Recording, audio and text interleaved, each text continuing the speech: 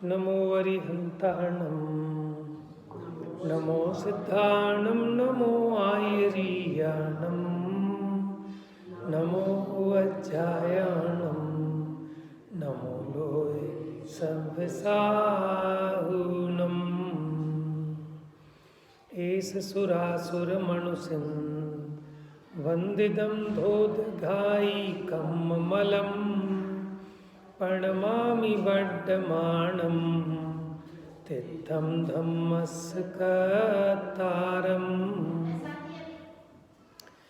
प्रवचन सार जी का समापन हो चुका है, उसका परिशिष्ट चल रहा है। परिशिष्ट में 47 नयों के माध्यम से आत्मा के 47 धर्मों की पहचान कराई जा रही है, जिसमें अभी हमारी चर्चा सप्तभंगी संबंधी नयों की चल रही है। सप्तभंग के नाम कल बताए थे, स्यात् अस्ति, स्यात् नास्ति, स्यात् अस्ति नास्ति। चौथा था अवक्तव्य। अवक्तव्य माने नहीं, वक्तव्य माने वचन में कहने योग्य। फिर बताया था स्यात् नास्ति अवक्तव्य, स्यात् अस्ति अवक्तव्य, फिर स्यात् नास्ति अवक्तव्य, फिर स्यात् अस्ति नास्ति अवक्तव्य। ठीक है, सप्तभंग होते हैं। ये 7 ही प्रकार की जिज्ञासाएं उत्पन्न होती है और वो सप्तभंगियों से समाधान किया जाता है। देखो, जैसे ये माइक है, ठीक है, ये माइक है, ये माइक नहीं है। दोनों बातें सिद्ध होती हैं इसमें कि माइक है, लेकिन ये माइक नहीं है। क्या नहीं है? ये माइक किताब नहीं है, ये माइक मोबाइल नहीं है, ये माइक टेबल नहीं है, ये माइक कपड़ा नहीं है। तो ये सब नहीं है। क्या नहीं है? ये माइक में एक ऐसा नास्तित्व नामक धर्म है जिसके कारण ये माइक रूप तो होता है, लेकिन माइक के अलावा अन्य जितने द्रव्य भाव हैं उन रूप नहीं होता। समझ में आया? घट रूप से तो सत है, लेकिन वही घट पट रूप नहीं होता। तो पट रूप देखें तो वो असत है। तो अन्य मत वाले अथवा जो लौकिक शिक्षा में भी, जैसे जो लोग तैयारी करते हैं ना, जैन दर्शन उनका फिलॉसफी में सब्जेक्ट होता है, तो वो पढ़ तो लेते हैं, लेकिन वो बेचारे इतनी गहराई कहाँ से समझेंगे? पूरा बेस चाहिए ना उसको समझने के लिए। तो वो सोचते जैन दर्शन तो ऐसा कहता है कि कुछ है, बस सब वस्तु को कहा नहीं जा सकता। तो मैंने उनकी बातों से ऐसा लगता है कि उसमें से थोड़ा कुछ कह देते हैं, कि कुछ कह देते ये नहीं कि वस्तु का स्वरूप तो अनंत धर्मात्मक है, और उसमें से जो कुछ कह रहे हैं वो भी नियम रूप नियामक तरीके से कह रहे हैं। कोई संभावना नहीं है, वो भी नक्की निश्चित बता रहे हैं। तो ये कोई संदेहवाद नहीं है, ये संशयवाद नहीं है, ये शायदवाद नहीं है, ये स्यात्वाद है। समझ में? सीता जी को ऐसे ही थोड़ी ना कह दोगे बहन किसी भी अपेक्षा, कि भाई की अपेक्षा ही तो बहन कहा जाएगा। तो जिस अपेक्षा जो कहा जा रहा है वो यथार्थ सत्य है।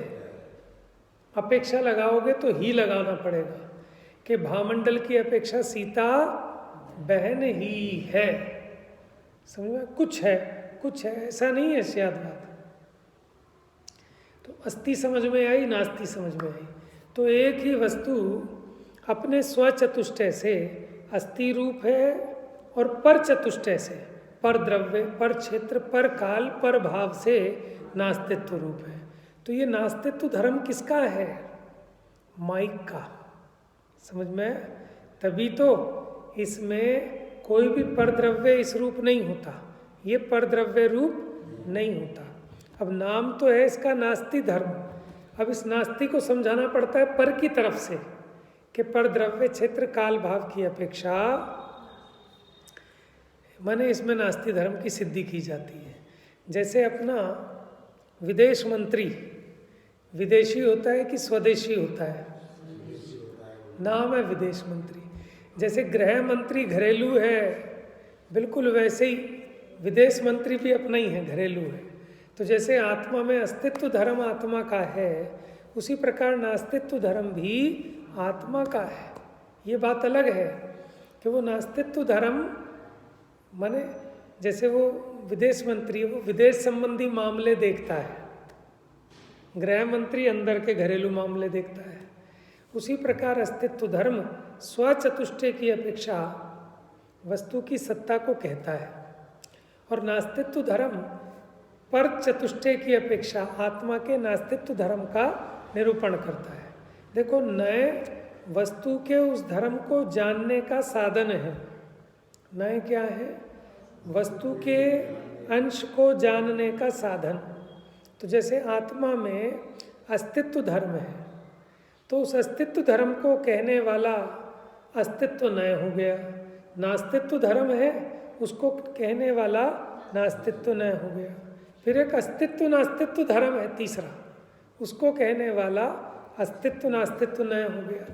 एक अवक्तव्य नाम का धर्म है कि आत्मा एक ही साथ अपने स्वचतुष्टय से अस्थि रूप है, पर चतुष्टय से नास्ति रूप है, लेकिन दोनों को एक साथ कहा नहीं जा सकता।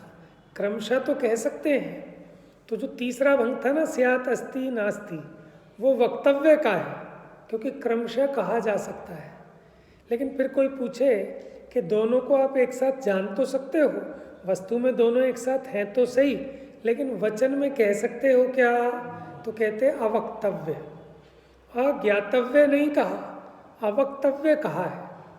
क्या कहा? वाणी में ऐसी शक्ति नहीं है, और खाली वाणी में ऐसी शक्ति नहीं है इतना ही नहीं, उस वस्तु का भी अपना एक धर्म है कि वाणी उसके ऐसे परस्पर विरोधी धर्म युगलों को एक साथ नहीं कह सकती, क्रम तो पड़ेगा ही। हाँ, ज्ञान एक साथ जान सकता है, ज्ञान में सामर्थ्य है, और आत्मा में भी ऐसा धर्म है कि वो ज्ञान का ज्ञेय तो बने, लेकिन वचन का विषय नहीं बन सकती।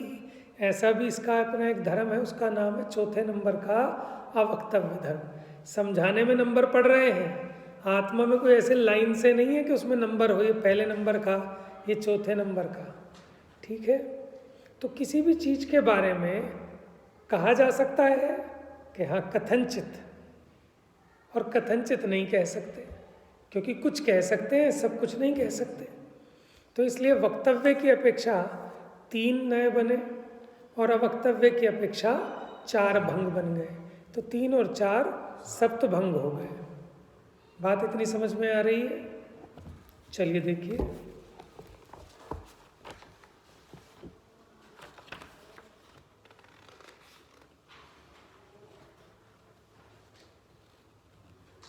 फिर हमने द्रव्य क्षेत्र काल भाव की बात की थी कि जब भी हम किसी चीज़ को जानना चाहते हैं तो हम पहले 4 चीज़ों को समझना चाहते हैं, कौन, कब, कहाँ, कैसे अथवा क्यों। तो द्रव्य क्षेत्र काल भाव के बिना वस्तु का अस्तित्व ही सिद्ध नहीं होता।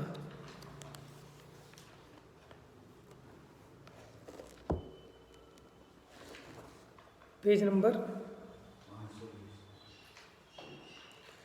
521 निकालो।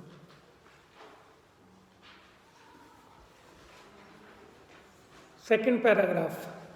जिस बाण के उदाहरण से यहाँ अस्तित्व धर्म को समझाया गया है, उसी बाण के उदाहरण से नास्तित्व को भी समझाया गया है। जैसे कोई बाण स्वद्रव्य की अपेक्षा से लोहमय है, स्वक्षेत्र की अपेक्षा से डोरी और धनुष के मध्य में स्थित है, वो उसका क्षेत्र हो गया, उसका अपना क्षेत्र है। स्वकाल की अपेक्षा उसकी कैसी दशा है? संधान दशा में है, सादा हुआ, उसको ऐसे ऐसे उस दशा में रखा हुआ नहीं है, ऐसे सदा हुआ है, वह है संधान दशा, खींच रखा है ना उसमें। और स्वभाव की अपेक्षा लक्ष्योन्मुख है, माने वो लक्ष्य के सामने है जहाँ उसको भेदना है। परंतु वही बाण, वही वाला बाण जो अपने स्वचतुष्टय से, ठीक है, माने लोहमय था, डोरी और धनुष के मध्य में स्थित था, संधान दशा में था, लक्ष्योन्मुख था, वही बाण पर बाण की अपेक्षा, क्या कह रहे हैं, वही बाण पर बाण की अपेक्षा अलोहमय है। माने जो दूसरा बाण है उसके लोहे रूप ये नहीं होता, इसलिए अपने लोहे रूप तो है, लेकिन दूसरे वाले बाण के लोहे की अपेक्षा देखें तो अलोहमय है। समझ में आया? जैसे शीलवान सुदर्शन ने कहा ना कि मैं नपुंसक हूं, जब उससे वैश्या ने अपनी दूती भेजी, ठीक है, तो रानी ने, तो उसने क्या कहा कि मैं तो नपुंसक हूं। तो अब यहाँ पे भी अपेक्षा लग जाएगी, कैसे कि मैं अपनी स्व स्त्री के लिए ही पुरुष हूं, पर स्त्री मात्र के लिए तो मैं नपुंसक हूं। बात समझ में आई? तो ऐसे ही वो लोहे का बाण, वो अपने लोहे की अपेक्षा से देखे तो लोहमय है, लेकिन दूसरे बाण के लोहे रूप ये नहीं होता, इसलिए अलोहमय है। बात समझ में आ गई? जैसे मैं पापा हूं कि अपापा, बताओ है?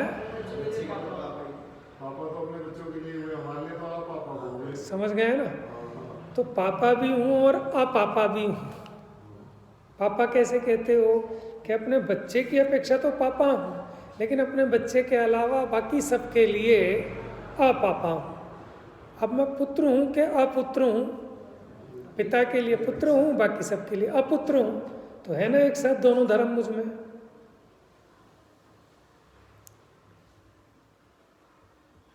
पर बाण के क्षेत्र की अपेक्षा से डोरी और धनुष के मध्य में अस्थित है। जो पर बाण है दूसरा, उसकी अपेक्षा पर बाण के काल की अपेक्षा से संधान दशा में नहीं रहा हुआ है, और पर बाण के भाव की अपेक्षा अलक्ष्योन्मुख भी है।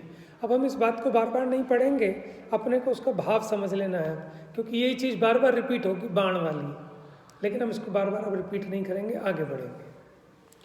उसी प्रकार ये भगवान आत्मा स्वद्रव्य क्षेत्र काल भाव की अपेक्षा अस्तित्वमय होने पर भी पर द्रव्य क्षेत्र काल भाव की अपेक्षा नास्तित्व रूप भी। अब सोचो, जैसे घड़ा घड़े रूप भी रहे और घड़ा कपड़े रूप भी रहे, ठीक है ना, अन्य सब रूप रहे, तो फिर घड़े की भी सत्ता सिद्ध नहीं होगी। घट की सत्ता तभी सिद्ध होती है कि जब घट घट रूप तो रहे और पट रूप कदापि ना रहे, तभी तो वो घट अलग सिद्ध होगा, पट अलग सिद्ध होगा।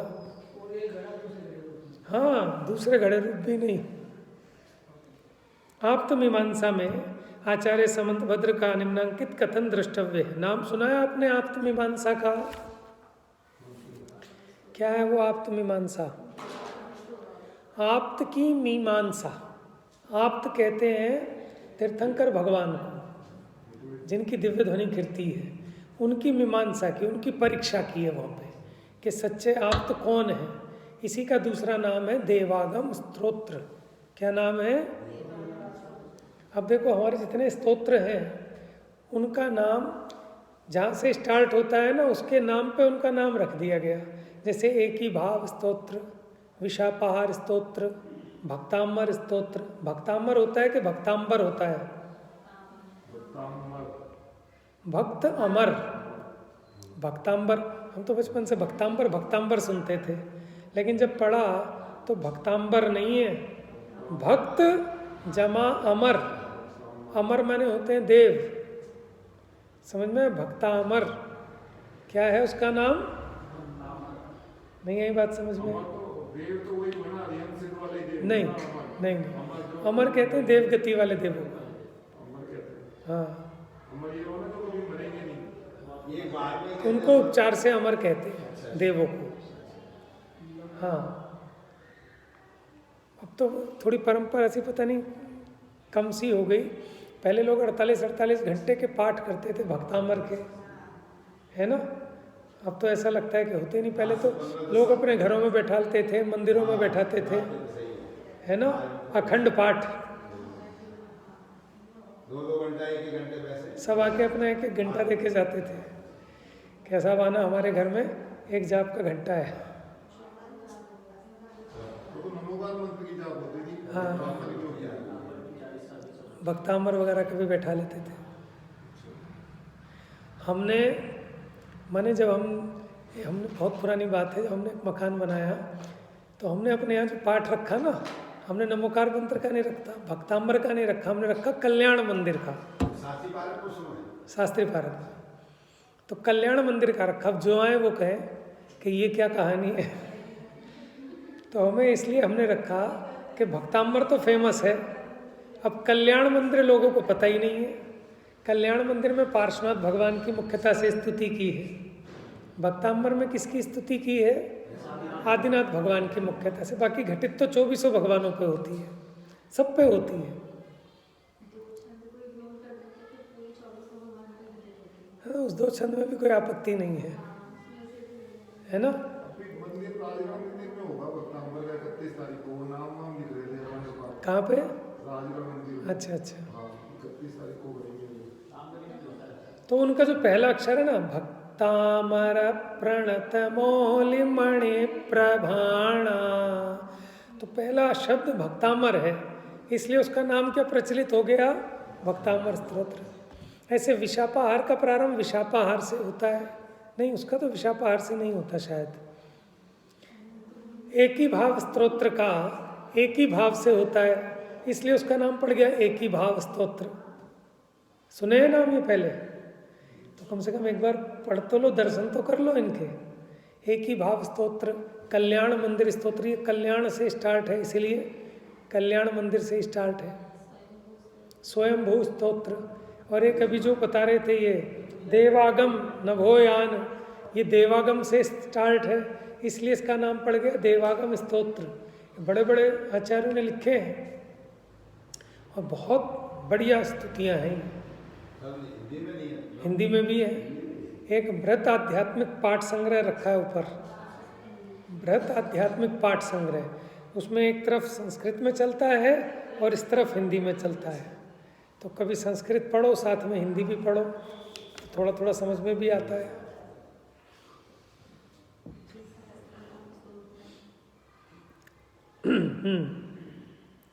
तो कहाँ से बात चली थी हमारी ये स्तोत्र की?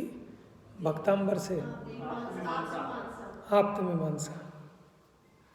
तो पढ़ना ज़्यादा नहीं है, कितना है इसमें? तो कम ही छंद दे रखे हैं। वैसे तो 114 कारिकाएँ कितनी हैं इसकी, लेकिन उसमें जो दे रखे हैं कम ही दे रखे हैं, 16-17 दे रखे हैं छंद।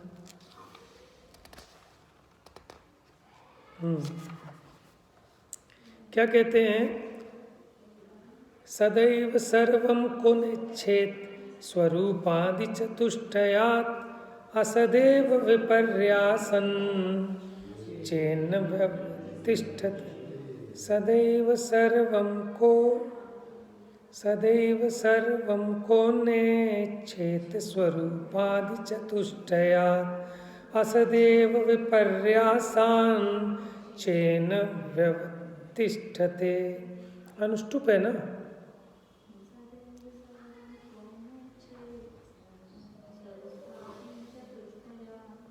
असदेव विपर्यासान चेन्न व्यवतिष्ठते। स्वरूपादि चतुष्टय यानी स्वद्रव्य, स्वक्षेत्र, स्वकाल, स्वभाव की अपेक्षा से वस्तु के अस्तित्व को कौन बुद्धिमान स्वीकार नहीं करेगा? अब यहाँ इन्होंने दूसरी तरह से कह दिया, जो नहीं स्वीकार करता वो बेवकूफ़ है। समझ में आया? स्वरूप आदि की अपेक्षा कौन उस वस्तु का अस्तित्व स्वीकार नहीं करे? कौन नहीं? कौन बुद्धिमान वस्तु का अस्तित्व स्वीकार नहीं करेगा?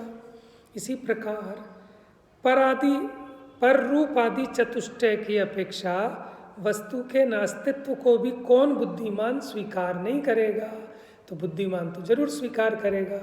जैसे ये माइक, ये अपने माइक के द्रव्य से, क्षेत्र से, काल से, भाव से है, और यही माइक इस किताब रूप से नहीं है, तो ये इसकी नास्ती हो गई और अस्थि हो गई। तो इसको तो सब मानेंगे, कौन नहीं मानेगा?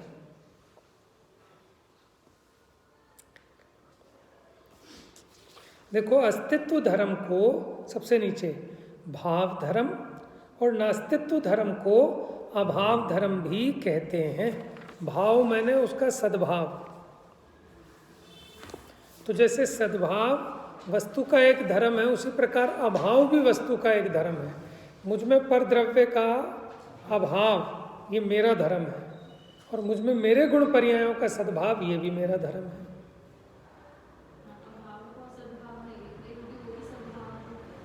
क्या चीज?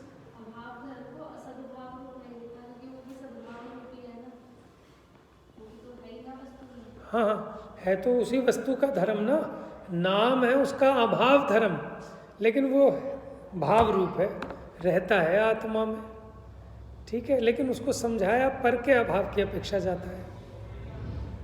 तो ये जो अभाव धर्म है वो भी अभाव रूप ना होकर भावांतर रूप है, ये अच्छा नाम दिया है, भावांतर रूप है।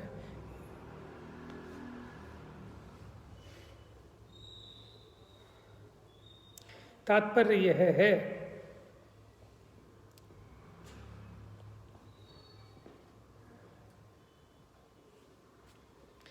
नास्तित्व धर्म की सत्ता भी वस्तु में अस्तित्व धर्म के समान ही है। नास्तित्व धर्म की भी भगवान आत्मा में अस्थि है नाम नास्ति, लेकिन उस नास्ति की भी आत्मा में अस्थि है। यह अभाव धर्म भावांतर स्वभाव रूप है, गधे के सींग के समान अभाव रूप नहीं है। हमारे यहाँ जो अभाव कहा तुच्छा भाव की बात नहीं है। जैसे ये माइक नहीं है तो कोई कहेगा पागल होके सामने तो दिख रहा है, ऐसा कैसे कह रहे हो नहीं है?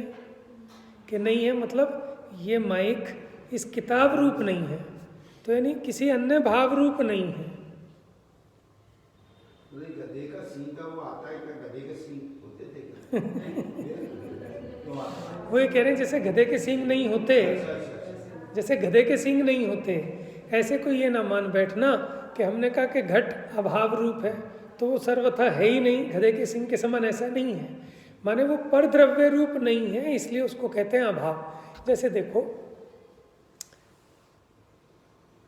जैसे हम अभी किसी से बात कर रहे थे, किसी ने पूछा क्या हुआ, मैंने कहा कुछ नहीं। कि कुछ क्यों नहीं, अभी तो तुम बात कर रहे थे, कुछ कैसे नहीं?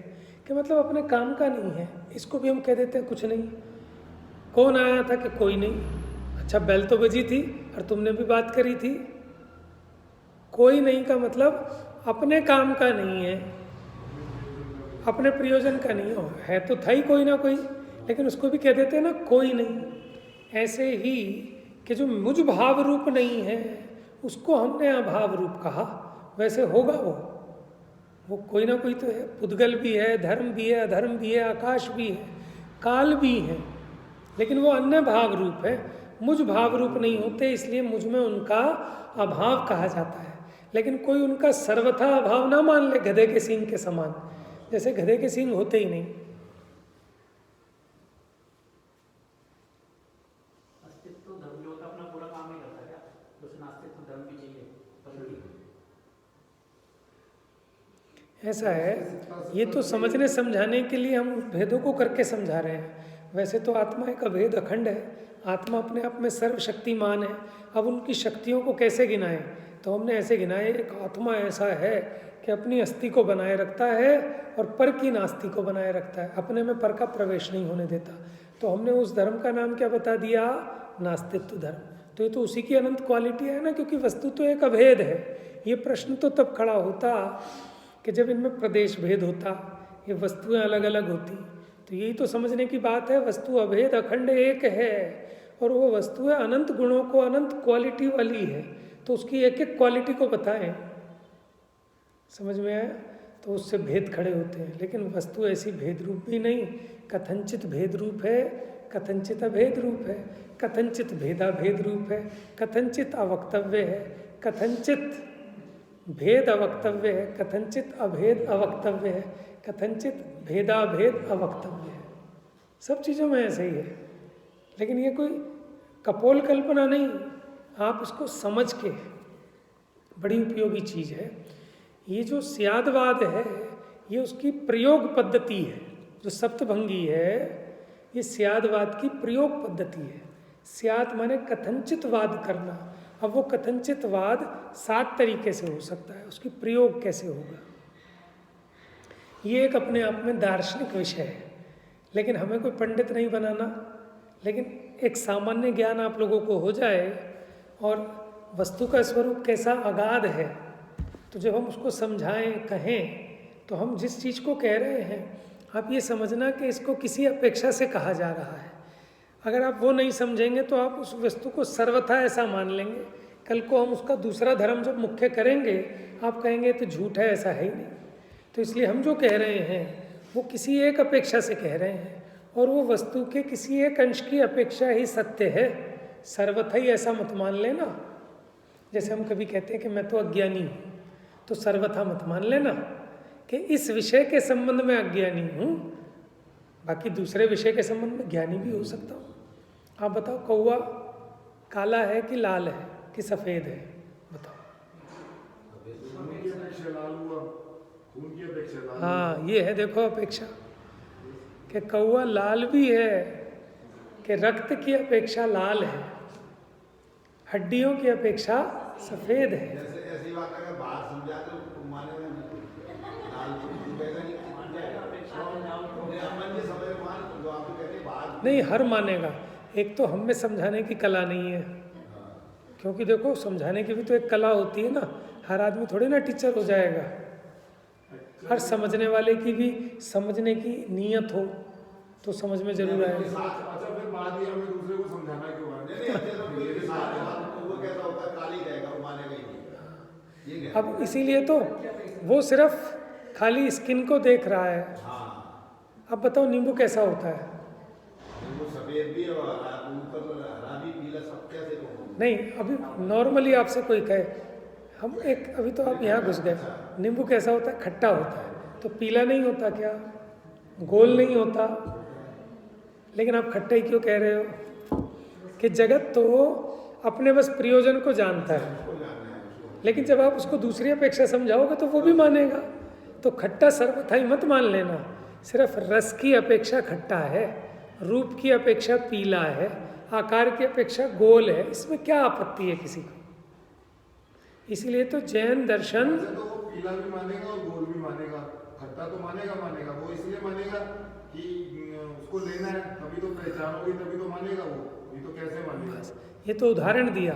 अब उसको तो मान लेते हैं लेकिन आत्मा को नहीं मानते, ऐसा कि एक रूप भी है, अनेक रूप भी है, नित्य भी है, अनित्य भी है। वो तो ये कहते बहस करो, वो तो कहते हैं कि आत्मा ने शरीर को दुखी कर रखा है। वो तो ज्यादा तो ये लोगों को ये समझ आता है कि आत्मा दुखी करने के लिए है। ठीक है ना। अब आप ये देखो, आपको इस जैन धर्म की महिमा आनी चाहिए, सर्वज्ञ भगवान के वचनों का उपकार समझ में आना चाहिए कि उन्होंने वस्तु का ऐसा गूढ़ स्वरूप कैसा सरल स्यादवाद के माध्यम से हमको परोस दिया, वो हमको समझ में आ रहा है। ज्यादातर तो बात करो ना आत्मा की, तो वो कहते हैं कि आत्मा ने दुखी कर रखा है शरीर को, बस वो यही कहते हैं कि शरीर में है। ज्यादातर तो ये समझ आता है लोगों को। हाँ, तो वे मानते हैं ना आत्मा मर गया, शरीर तो यहीं पड़ा है, शरीर को ये है। अगर जला दिया। इसलिए तो डर लगता है जिसको ये समझ में आए कि मैं तो यहाँ पे रह रहा हूँ, जिस दिन ये मकान ढह जाएगा मैं अपना उठा के कहीं और चला जाऊँगा दूसरे मकान में। लेकिन जो इस बाहर के बारदाने को ही अपना स्वरूप मान बैठा, उसे तो डर लगे ही लगेगा। अब बताओ डरना क्या? आपको इतना तो भरोसा होना चाहिए कि ये छूटेगा तो इससे बढ़िया ही मिलेगा, अगर कर्म अच्छे किए हैं तो। अब डर उसको लगेगा जिसने कर्म अच्छे नहीं किए, इसलिए बुद्धिपूर्वक अच्छे कर्म करो भैया। अब ये भी तो डाउट है कि कर्म अच्छे किए नहीं किए, ये भी तो लोगों को डाउट रहता है। नहीं, इतना तो खुद को पता ही होता है, इतना तो अपने गिरेबान में सबको पता होता है। देखो इसीलिए पापी आदमी मरते वक्त बड़ा तड़पता है।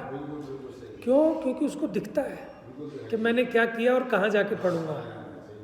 अच्छे अच्छों की ना अकड़ निकल जाती है मरण के समय में। अगर ये नहीं सोचते तो अपन मंदिर में क्यों आएंगे?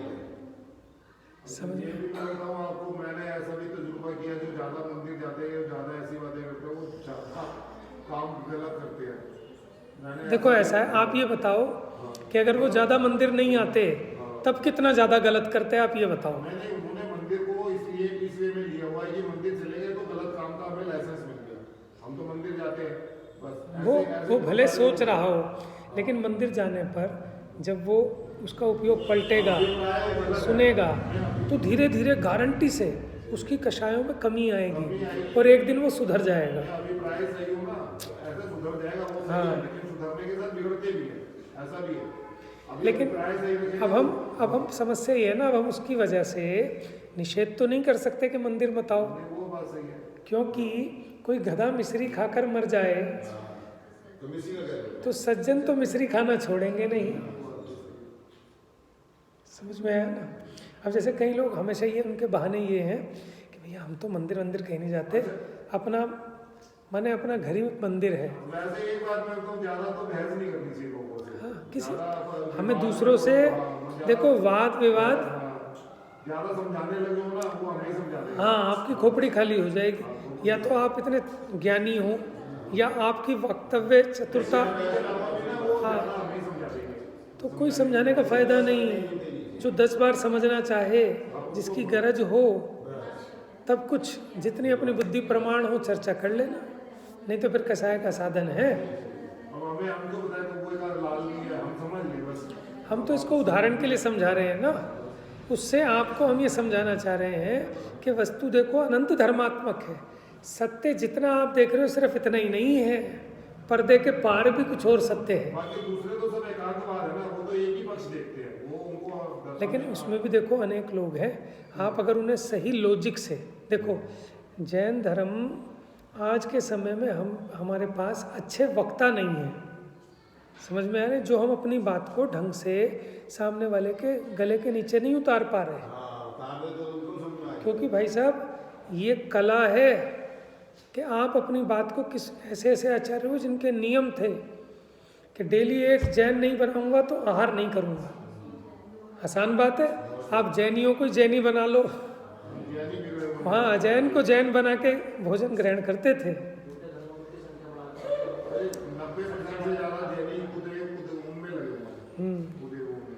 तो देखो इसके लिए क्या चाहिए होता है, एक तो आपकी वाक चतुरता, आपको कॉन्सेप्ट इतना क्लियर होना चाहिए। फिर एक ये स्किल है कि आपको टीचिंग की स्किल कितनी बढ़िया है कि 1 मिनटों में वो गले में उतार दे।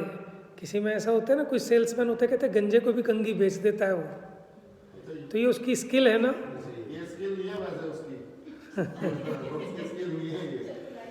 मैं चतुर ये ऐसा ना देखो, जो बालों वाले हैं तो गंजे को तो पकड़ना, नहीं, बात ये नहीं, हम ये कहना चाहते हैं कि मैंने गंजे को भी उसने उसको इस तरह उसको समझाए उसके गुण कि गंजा भी कंगा खरीदने को तैयार हो गया।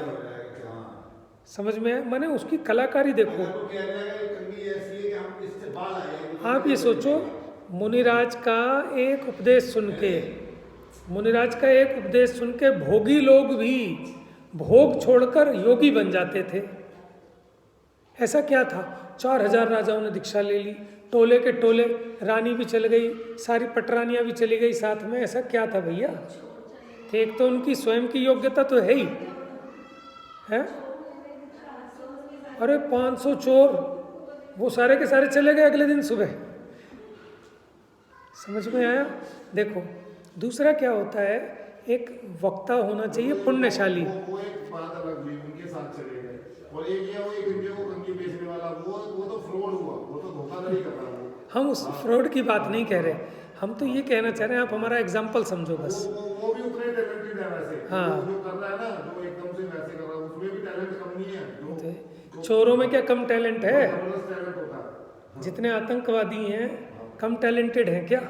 लेकिन वो कोई उपादेय नहीं है। उनमें रिस्क लेने की क्षमता भी इधर से ज्यादा है, ज्यादा टैलेंटेड है। लेकिन उसको क्या कहा है, कुमति ज्ञान, कुश्रुत ज्ञान, कुअवधि ज्ञान, ठीक है, उसकी बात नहीं है। हम तो ये कह रहे हैं, सिर्फ इसीलिए कहते हैं कि जो वक्ता है ना, जिससे जिन धर्म की प्रभावना होती है, उसका पुण्य बहुत तीव्र होना चाहिए, तभी उसकी बात को लोग सुनेंगे। नहीं तो कहेंगे अरे चल। अगर पुण्य का धारी हो वक्ता तो अन्यमति भी आके बैठ जाएगा और उसकी बात को सर माथे रखेगा। देखने में भी सही होगा, ऐसे ना कथा आई थी, देखने में भी सही होगा। हाँ। तो वक्ता के लक्षणों में एक ये भी कहा गया है, हीन कुल का ना हो। हीन कुल का, क्योंकि इन सब चीज़ों से, क्योंकि प्रभाव तभी पड़ेगा, तभी उससे प्रभाव ना हो। पीछे प्रकरण में आया था प्रवचन। आप ये देखो, जो पंच कल्याणक मनाते हैं देव आकर, इससे इतनी जैन धर्म की प्रभावना होती है, अजैन लोग भी जैन धर्म को स्वीकार करते हैं। बात समझ में आ रही है? तो इन सब के पीछे जैसे कहते हैं ना, गुरुदेव श्री के पुण्य योग से, अब गुरुदेव का इतना जबरदस्त पुण्य था कि लोग इतना कन्वर्ट हो गए, लोगों ने इतना तत्व को समझा, इतनी जिनवाणियाँ छपने लगी, इतने लोग मुमुक्षु बन गए, तो उनका पुण्य था ना कि उनकी लोग बात सुनते थे इतने। ऐसे आज भी सीढ़ियाँ सुनी जा रही हैं, बात समझ में आ रही है ना। वो तो फिर सारी व्यवस्था वही है कि जीव की योग्यता होनी चाहिए, वो तो बाहर में निमित्त कारण है, योग्यता तो जीव की है ना। जब उस जीव की होनहारी अच्छी नहीं है, उसका काल ही नहीं पका, तो साक्षात तीर्थंकर परमात्मा से बढ़िया वक्ता कहाँ से लाओगे। वो नहीं सुधार पाए मारीची को, उल्टा उसने 363 मत चला दिए अपना पोता। समझ में आया ना। तो उपादान तो है ही मूल। अब इस काल में ना योग्यताएं कम है, ज्यादा उल्टा ग्रहण, छल ग्रहण जल्दी कर देते हैं। ऐसा है, अब जब छल ग्रहण करने लगे ना तो वहाँ परिणामों की कुटिलता विशेष है, मायाचारी बहुत है, मन कसाय की प्रचुरता है, ठीक है, दिखावे का काम हो गया है ज़्यादा, शक्ति भी नहीं, संगनन भी नहीं, परिणामों की विशुद्धता नहीं। क्या कारण है? आज गुरु चेला एक साथ नहीं रह सकते, सब अपने अपने, चेला कोई नहीं मिलेगा, सब गुरु ही गुरु मिलेंगे। समझ में? संग मिलेगा जिसमें आचार्य ही आचार्य मिलेंगे सारे आपको, शिष्य तो बहुत कम मिलेंगे। किसी एक बार एक विद्वान ने कहा था कि प्रिंसिपल बन गए लेकिन स्टूडेंट कोई नहीं है। समझ में? तो वो तो कसाय की तीव्रता है। चलिए, तो देखो ये सब तो अपेक्षाएं हैं, माने आपका जो विज़न है वो इतना ब्रॉड होना चाहिए कि आपको ये दिखे, आप अड़ियल नहीं होंगे फिर, क्योंकि आप कहेंगे मैं जो जानता हूँ उसके अलावा और भी अपेक्षाएं हो सकती हैं, तो आपको धैर्य उत्पन्न होगा, आप सामने वाले की बात को सुनेंगे, स्वीकार करेंगे। समझ में आया ना। नहीं तो होता है कि आदमी लड़ने लगता है कि नहीं नहीं ऐसा नहीं है वैसा। अरे तुम अपेक्षा को समझो, है ना, किस अपेक्षा से कहा जा रहा है। जब एक उदाहरण दिया जाता है कि वो भगवान महावीर के साथ देव आते थे खेलने, बालक थे जब वर्धमान, तो वो खेल रहे थे ऊपर नीचे, 3-4 मंजिल का मकान था, 5 मंजिल मान लो। तो ऊपर गए, पूछा माता से कि वर्धमान कहाँ है। माता ने कहा नीचे है। पिताजी से पूछा, पिताजी ने कहा ऊपर है। तो ऊपर है कि नीचे, दोनों झूठे हैं कि दोनों सच्चे हैं। उनकी अपेक्षा नीचे है और उनकी अपेक्षा हो गई ना। तो ये अपेक्षा समझ में आ जाए तो जिन धर्म का रहस्य पा सकता है। इसलिए कहते हैं कि समस्त जिनागम नयों की भाषा में निबद्ध है। इसलिए वस्तु के स्वरूप को समझने के लिए, जिनवाणी के मर्म को प्राप्त करने के लिए प्रयोजनभूत नए ज्ञान बहुत जरूरी है।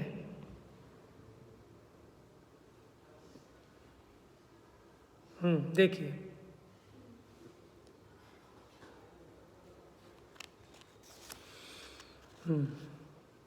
वाह, नास्ति धर्म स्वयं अभाव रूप नहीं है, उसका स्वरूप अपने में पर के अभाव रूप है। इस संदर्भ में युक्त्यानुशासन की निम्नांकित कार्य का ध्यान देने योग्य है। ये जो युक्त्यानुशासन है, ये समंत भद्राचार्य ने रचना की है इसकी। भवत्य भावोपि च वस्तु धर्मो भावांतरम भाववदर हतस्ते। हे अरहंत भगवान, तुम्हारे मत में भाव के समान भावांतर स्वभाव रूप अभाव भी वस्तु का एक धर्म होता है। जैसे भाव धर्म है, ऐसे ही अभाव भी वस्तु का एक धर्म है। लेकिन उस अभाव का मतलब वो कैसा है? भावांतर स्वभाव रूप, माने मुझ रूप नहीं है, लेकिन वो अपने रूप तो है ना। घट पट रूप नहीं है, लेकिन पट कुछ होता ही नहीं, ऐसा तो नहीं है ना। पट पटपने है, लेकिन पट घटपने नहीं है। इसको कहा भावांतर रूप स्वभाव है। जिनागम में अभाव 4 प्रकार के बताए गए हैं। आपने सुने होंगे, प्राग भाव, प्रध्वंसा भाव, अन्योन्या भाव और अत्यंता भाव। वाह, ये बहुत बढ़िया किया डॉक्टर साहब ने कि ऐसी कारिकाएं हम प्रस्तुत कर दी। लोगों को लगता है 4 अभाव ना मुमुक्षु ले आए, कहीं पे भी नहीं है। किस शास्त्र में पढ़े आपने? आपको किसी शास्त्र में इतने आराम से नहीं मिलेंगे 4 अभाव। प्राग भाव, प्रध्वंसा भाव, अन्योन्या भाव, अत्यंता भाव। कहाँ इसकी चर्चा हुई? समंतभद्राचार्य ने आप तो मीमांसा में कारिका लिखी। अब हम इसकी चर्चा कल करेंगे, समय हो गया, 9:05 हो गए। जा वाणी के ज्ञान से सूझे लोकालोक,